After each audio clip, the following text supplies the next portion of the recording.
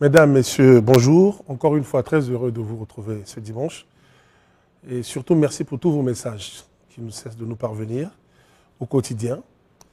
Les questions affluent sans cesse. On essaie d'y répondre selon l'emploi du temps dont nous disposons. Ce n'est pas toujours évident, donc soyez un peu indulgents à ce sujet. Je sais que vous avez énormément de questions. Aujourd'hui, comme l'a annoncé Chevry Diaz Kwamala, nous allons vous parler du professeur Théophile Obenga. Et le peu de temps dont nous disposons, c'est un temps que nous devons optimiser pour dire l'essentiel. Et si c'est possible, continuer dimanche prochain. Il est connu au Congo, c'est un universitaire de renommée mondiale. Il a été plusieurs fois ministre dans ce pays. Et surtout, dans certains pays, il est considéré comme le premier et le plus grand des disciples du professeur Cheikh Anta Diop. Théophile Obenga est né à Terre-Mbaya, dans le département des Plateaux, comme on dit aujourd'hui. Il fait le lycée que nous avons appelé à un moment donné lycée de la Libération, mais qui portait un autre nom à l'époque coloniale, qui porte encore ce même nom aujourd'hui. On se demande bien pourquoi. Et dans ce lycée, il a croisé notamment Alfred Raoul.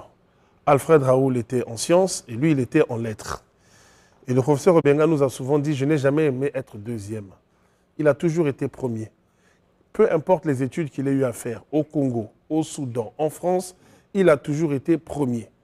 Et ça en a dérangé certains. Imaginez simplement, dans les années 50, dans les années 60, nous sommes en France. Ce n'est pas la France d'aujourd'hui. Beaucoup avaient du mal à accepter ce nègre qui était toujours premier, toujours premier, toujours premier. Et c'est par le biais d'un Camerounais qui partageait la même chambre que lui en cité universitaire à Bordeaux qu'il va faire la connaissance de Cheikh Anta Diop, en lisant un livre, Nation nègre et culture. Il a lu ce livre toute la nuit et le matin, il a décidé de prendre son train pour aller à Paris, faire la connaissance de Cheikh Anta Diop.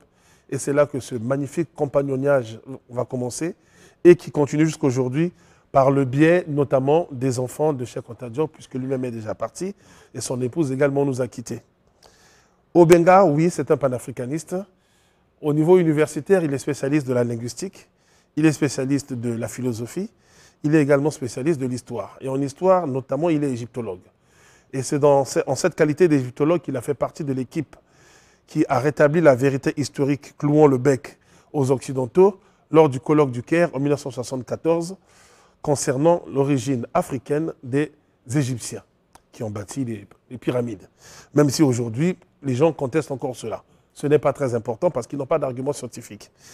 Obenga a écrit un nombre de livres incalculable. Et si vous voulez comprendre pourquoi il y a l'université de Kintélé, il faut lire un de ses livres consacré justement à l'université africaine. Quand vous lisez cela, vous comprenez plus tard pourquoi l'université panafricaine a été bâtie. Obenga, c'est le père du Sisiba. Le Sisiba, c'est le Centre international des civilisations Bantou. Il avait ce projet, le président Omar Bongo l'avait validé, et le 8 janvier 1983, le Sisiba est créé. Obenga en est le premier directeur. Et quand vous allez chercher, vous lisez les documents du Sisiba, vous allez trouver des travaux de recherche extraordinaires, impressionnants.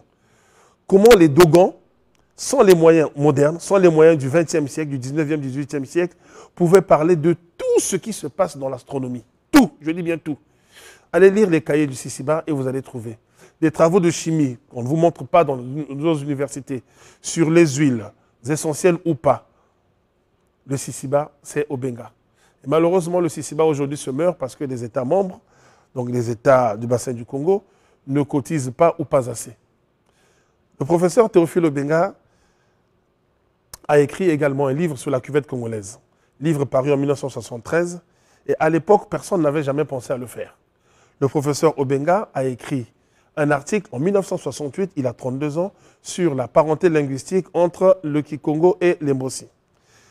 Il couvre plusieurs champs, il vous parle de géométrie, il vous parle du Zaïre de l'époque, il a écrit un très bon livre sur les peuples du Zaïre, et quand vous lisez cela, vous vous rendez compte effectivement que nous sommes un seul et même peuple. Je vous invite à aller vers lui, lisez-le, il a 87 ans, il a encore de belles choses à nous proposer, même si les jambes ne tiennent plus la route. Je vous remercie et je vous dis à très bientôt.